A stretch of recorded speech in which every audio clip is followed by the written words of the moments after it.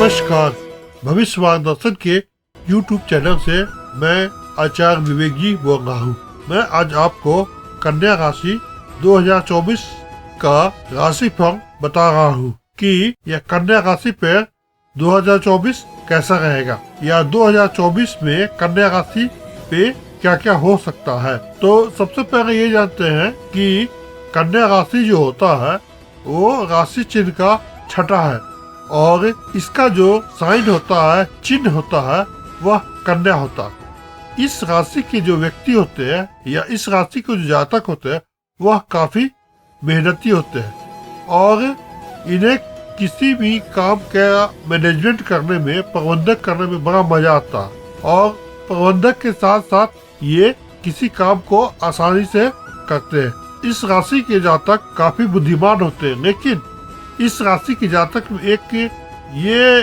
बात होती है कि यह किसी का मीट में बहुत निकालते हैं, मतलब उसकी ये आदत रहती है जिसके कारण ये अक्सर मजाक के पात्र बनते हैं। लेकिन ये किसी भी बातों का बुरा नहीं मानते हैं और अपना ध्यान दूसरों की मदद करने में लगा देते हैं। ये यह नहीं सोचते हैं कि लोग उनके बारे में क्या सोचेंगे, अर्थात तो मदद करने के लिए काफी आगे रहते हैं। कन्या लगन का जो हाउस होता है वह छठे स्थान पर होता है और छठा स्थान जो होता है वह कठिनाइयों का, समस्याओं का घर है। यानी इस राशि के जो जातक होते हैं उसको हमेशा समस्याओं से, कठिनाइयों से घिरे रहना पड़ता होगा, यानी अर्थात उसको हमेशा समस्या या कठिनाइयों को लेकर ही चलना पड़ेगा।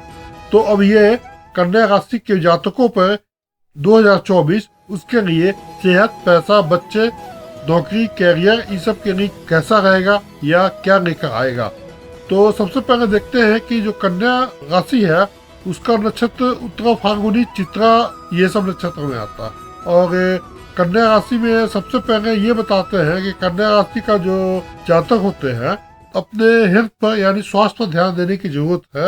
अगर आप मेरे चैनल को सपोर्ट नहीं किए हैं तो कृपया कर सब्सक्राइब कर दें और बेल आइकन को दबा दें। साथ में दोस्तों के साथ शेयर भी करें ताकि ये इसका लाभ भी ले सके। तो अपने हेल्थ पर यानी स्वास्थ्य पर ध्यान देने की जरूरत है।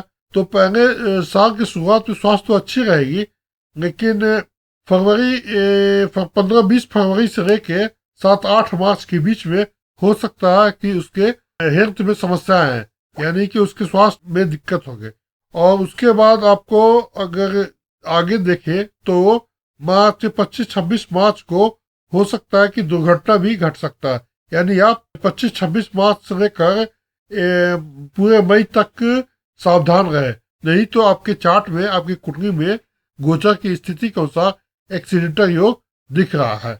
और उसके बाद अगर आगे देखते हैं जुलाई 16, 17, 18 जुलाई के बाद से और अगस्त के पहले सप्ताह तक आपको व्यवसाय, कैरियर, नौकरी और में परेशानियों का सामना करना पड़ सकता है। तो इस समय थोड़ा सा ध्यान दे। क्योंकि आपका जो लगन है बुध वह अष्टमेश रहेगा और साथ में द्वादश रहेगा और अष्टमेश और द्वादश होने के कारण आपको है ना उस समय परेशानियों का सामना करना पड़ सकता है। तो आप बुध के लिए आप गणेश जी की पूजा करें और गणेश जी के साथ साथ आप बुध देवता का भी मंत्र का जाप करें, ओम बम बुधाय नमः। और अब राहु को देखते हैं तो राहु जो है वह पहले वह 8वें घर में था, वह यानी अष्टम घर में था, उसके बाद वह 7वें में यानी सप्तम में आ गया। तो सप्तम में आने से उसमें देख रहे हैं कि अगर सप्तम में आया तो एक्चुअली वो बुध के नक्षत्र में आया, यानी बुध का नक्षत्र रेवती नक्षत्र में आया और रेवती नक्षत्र में आने के कारण आपका लग्नेश भी बुध है। लग्नेश बुध होने के कारण वह आपके लिए अच्छा फल देगा, यानी आपके उस समय जब राहु आपके सप्तम में आएगा तो उस समय आपको पैसा, समृद्धि, धन, संपत्ति सब मिलेगा। और साथ में आप अगर किसी भी तरह का अगर ऑनलाइन काम कर सकते हैं तो उसमें भी फायदा ही दिख रहा है। और इसके बाद जब समय सही होगा तो आपका जो मैरिज लाइफ है यानी आपका जो दाम्पत्य जीवन है उसमें भी समस्याएं कम हो जाएगी। जब राहु अपना नक्षत्र को बदलता है यानी रेवती नक्षत्र यानी बुध के नक्षत्र को छोड़ेगा तो उसके बाद फिर से आपको खर्च बढ़ जाएगा और पैसा का भी तंगी हो सकता है। तो इस सब चीज को आप ध्यान में रखिए। लेकिन एक चीज का खास का ध्यान रखना है कि आपको 15-16 अप्रैल से लेकर पूरे अप्रैल तक ध्यान रखना पड़ेगा कि आपका कोई चीज गुम हो सकता है, यानी कोई आपका सामान गायब हो सकता है, या फिर आपका कोई सामान हो सकता है नुकसान हो जाए। तो इस समय आप 15-16 अप्रैल से लेकर 30 अप्रैल तक आप काफी इस चीजों का ध्यान रखेंगे। और फिर उसके बाद आपका मई के बाद से फिर आपका व्यापार में या कोई बिजनेस करोगे तो उसमें फायदा ही फायदा दिखेगा, और साथ में आपका जो लक है यानी भाग्य है वो भी काफी फेवर करेगा, और इससे आप उससे पैसा भी कमा सकते हो। अब उसके बाद अगर हम ये देखते हैं बृहस्पति को, गुरु को, तो गुरु जो है आपके लगन में है, जो कि अच्छा परिणाम दे रहा है। लेकिन परिणाम तो दे रहा है, लेकिन आप गुरु का कुछ उपाय भी करें उस समय, और गुरु का पूजा भी करें, क्योंकि गुरु जो है तो आपका मार्केश है, और मार्केश होने के कारण आप उसका पूजा पाठ ही कर सकते हैं। गुरु का कोई रत्न धारण आप नहीं करें। अगर रत्न धारण करेंगे तो आपकी ज्योतिष से परामर्श लेंगे कि अगर आपकी दशा महादशा अच्छी होगी, काम करने का जो क्षमता है या काम करने का तरीका है वह परिवर्तन हो जाएगा, मतलब वह बदल जाएगा।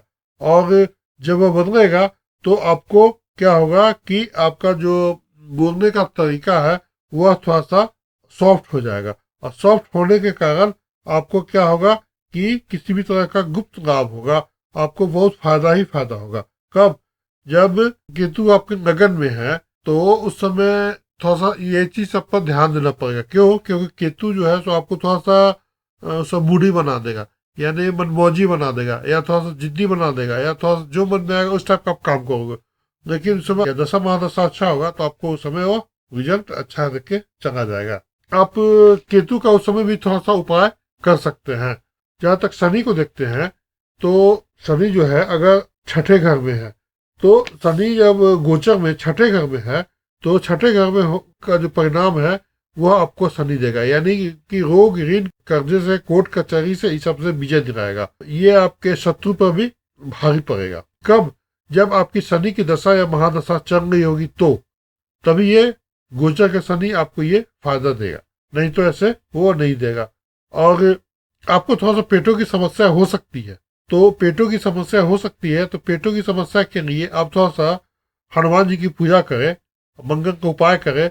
साथ में ये भी ध्यान रखें कि जो लेडीज प्रेग्नेंट है वो फरवरी के आसपास थोड़ा ध्यान रखे, नहीं तो फरवरी में उसको भी समस्या का सामना कर सकता है। उसको लास्ट अप्रैल और मई के बीच में ध्यान रखने की जरूरत है। आप थोड़ा मंगल से सावधान रहे। हो सकता है कि मंगल आपके कुंडली में अष्टमेश है, और अष्टमेश होने के कारण आपको तरह तरह के समस्याओं का सामना करना पड़ सकता है। हो सकता है आपको अचानक शारीरिक कष्ट हो, अचानक दुर्घटना घटे, अचानक आपको किसी भी तरह का लॉस हो, या वो हो सकता है कि खाने पीने में भी दिक्कत हो सकता है, या आपका जो पैसा है वह खर्च भी हो सकता है। तो ये सब चीज आपको मंगल जो है आपको नुकसान देगा। तो इसके लिए आप मंगल की पूजा करें, और साथ में मंगल का कोई रत्न धारण नहीं करें, और मंगल से संबंधित जो रेड कलर का कपड़ा या रेड कलर का कोई भी चीज, चादर, ये सब इस्तेमाल नहीं करें। अब मैं ये देख रहा हूँ कि आपके कुंडली में शुक्र की स्थिति क्या है। तो शुक्र जो है सो आपके धन का और भाग्य का स्वामी है। तो धन और भाग्य के स्वामी होने के कारण यह मार्च अप्रैल में यह काफी मदद करेगा, यानी आपके भाग्य में काफी मदद आएगा, या आपका भाग काफी आगे बढ़ेगा। और आपका भाग जब काफी सपोर्ट करेगा तो आपको उस समय प्रॉफिट ही प्रॉफिट होगा। और इस समय जब शुक्र और गुरु वो दोनों आपस में संबंध बनाएंगे तो वो भी आपका उसका इफेक्ट दोनों के साथ में मिलके आएगा। और जब दोनों का इफेक्ट मिलके आएगा तो आपको उस समय आपको सुख संपत्ति सभी मिल सकती है। तो 24-25 मई से लेके 20 मई तक आप सावधान रहिएगा, नहीं तो आपको हो सकता है कि नुकसान भी हो जाए। अगर आप कोई भी पैसा कहीं भी किसी को देते हैं उधार तो वो पैसा वापस नहीं मिलेगा, या आप कहीं सट्टा बाजार में खेलते हो या शेयर मार्केट में खेलते हो तो ऐसा पैसा हो सकता है कि डूबने की नौबत है। तो आपको उस समय थोड़ा सा ध्यान रखने की जरूरत है। आप किसी के बातों को लेकर अनावश्यक रूप से भावनाओं में नहीं बहे, चाहे कैसी भी स्थिति आ जाए, और शांत रहे और शांत रहकर काम करें, नहीं तो इसका आपको बहुत नुकसान उठाना पड़ सकता है। अगर कैरियर को देखें तो नौकरी व्यवसाय के हिसाब से यह 2024 सामान्य ही रहेगा, और सरकारी या प्राइवेट में जो भी जॉब करते हैं, नौकरी करते हैं, उसके ऑफिस में तनाव उत्पन्न हो सकता है। इसलिए आप थोड़ा सा संभल कर रहें, और साथ में कोई भी अगर आपका घनिष्ठ मित्र है या लोग है, उनसे मन मुटाव की भी स्थिति हो सकती है। तो आप इस सब चीज को तो आप मैनेज कर सकते हैं, लेकिन थोड़ा सा आपको इस चीज पर ध्यान रखना पड़ेगा।